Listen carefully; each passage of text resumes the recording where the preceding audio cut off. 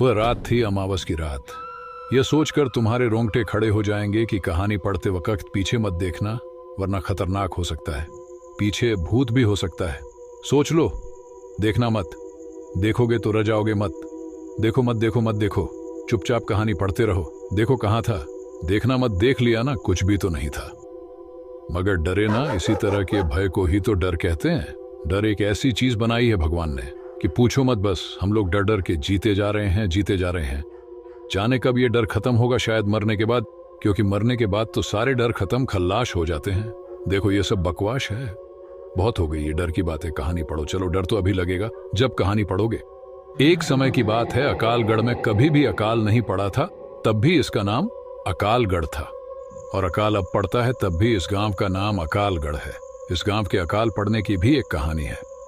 सुनाऊं क्या? नहीं, अरे नहीं सुनाऊंगा तो तुम्हें क्या घंटा समझ में आएगी। चलो अब असली बात पर आते हैं। अकालगढ़ में दो भाई नीरज और राजू अपनी बीवी के साथ बढ़िया रहा करते थे। राजू और नीरज में अच्छी बनती थी। नीरज का विवाह नहीं हुआ था, पर होने वाला था। कुछ दिनों बाद नीरज की भी शादी हो गई। कुछ दिनों तक तो ठीक ठाक चलता रहा, पर उनकी बीवियों में आपस में नहीं बनती थी, तो उन्होंने अलग अलग रहने का फैसला किया। दोनों अलग अलग रहने लगे। राजू अलग होने पर बहुत कामचोर हो गया था। पहले वह भाई नीरज के साथ थोड़ा बहुत काम काज कर लिया करता था। वह दिन दिन और कामचोर होता गया और उसकी आर्थिक स्थिति खराब हो गई। और नीरज अपना काम काज सही करता रहा। उसने अपनी मेहनत से काफी अनाज खेत से उगाया। ये सब देख देख कर उसका भाई राजू बहुत जलता था, पर नीरज अपनी तरफ से सही था। एक दिन राजू और उसकी पत्नी ने मिलकर नीरज की पत्नी को रात में मार दिया। नीरज किसी काम से बाहर गया हुआ था। दोस्तों, वह रात अमावस्या की रात थी। चांद अपनी पूरी रोशनी पर था। तारे टिमटिमा रहे थे। रात बिल्कुल शांत थी। उन दोनों ने उसके घर कूदकर पहले सारा अनाज चुरा लिया। जब नीरज की पत्नी को पता चला कि उसके अनाज की कोई चोरी कर रहा है, तब उसने उठकर देखा तो राजू और उसकी बीवी अनाज चुराने में लगे थे। तब नीरज की बीवी ने कहा कि आप यह क्या कर रहे हो, अपने ही घर में चोरी। यह सुनकर राजू और उसकी बीवी ने सोचा कि अगर इसने गांव वालों को बता दिया तो वो लोग हमें गांव से ही निकाल देंगे। इस डर के मारे उन्होंने उसकी पत्नी को मार डाला और दूर जंगल में गाड़ के आ गए।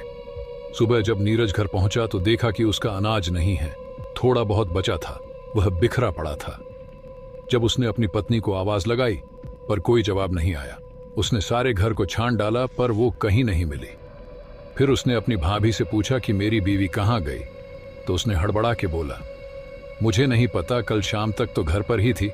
इतना पूछकर उसने पड़ोसियों से पूछा तो किसी ने कहा पता नहीं, और किसी ने बताया शाम तक तो घर पर ही थी। वो बहुत घबरा गया और कुछ लोगों को बताया कि घर का सारा अनाज किसी ने चुरा लिया है और मेरी बीवी का भी पता नहीं है कि कहाँ है। वो उसने घर जाके फिर देखा तो उसे उन गेहूं से एक चाकू मिला और कुछ खून भी पड़ा था। उसे सब कुछ समझ में आ गया कि उसे किसी ने मार के सारा अनाज चुरा लिया है। तब उसने अपनी छत पर जाकर देखा तो उसे कुछ अनाज भी गिरा मिला। तो उसे अपने भाई राजू पर शक हुआ, पर नीरज वैसे भी अपने भाई राजू की बहुत इज्जत करता था, इसलिए उसने कुछ कहा नहीं। तब एक दिन राजू ने कहा कि तू अकेला मत रह, हमारे साथ ही आजा, हम साथ ही रहेंगे। वह राजू को मना तो नहीं कर सकता, इसलिए वह उसके साथ मन मार के रहने लगा। गांव के कुछ लोग उसकी बीवी को गंदी औरत कहने लगे और कहते थे कि सारा अनाज लेकर भाग गई। बेचारा नीरज अकेला रह गया, चुड़ैल कहीं की। यह सब बातें उसे सुनने को मिल रही थी। वह बेचारा क्या करता, अपने भाई को कुछ नहीं कह सकता था। एक दिन की बात है, गांव के कुछ लोग जंगल से लकड़ी लेने गए थे। तो वे लकड़ी काट ही रहे थे, तब उन्हें किसी स्त्री के रोने की आवाज सुनाई दी। तो उन्होंने कहा कि इस जंगल में कौन रो रहा है, कहीं कोई रास्ता तो नहीं भटक गया। तो वो लोग जिधर से आवाज आ रही थी उसी तरफ चल दिए। कुछ दूर चलकर उन्होंने देखा कि एक औरत एक पेड़ के नीचे बैठकर रो रही है। जब तक वो उसके पास पहुंचते वह गायब हो गई।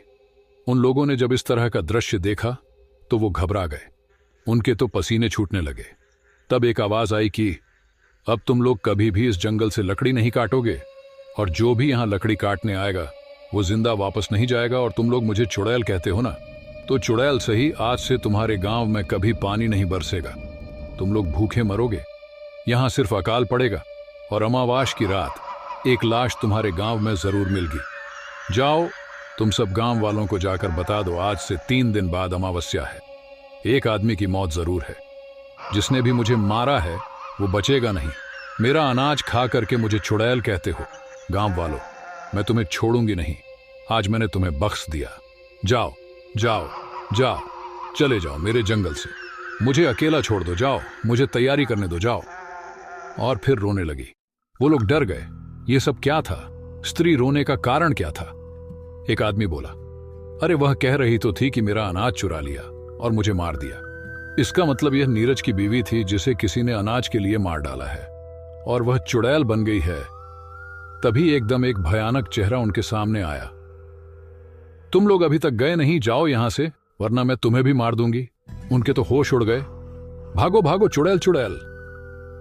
ऐसा कहते हुए वह गांव पहुंचे। सारे के सारे ऐसे हाफ। आगे की कहानी और भी भयानक।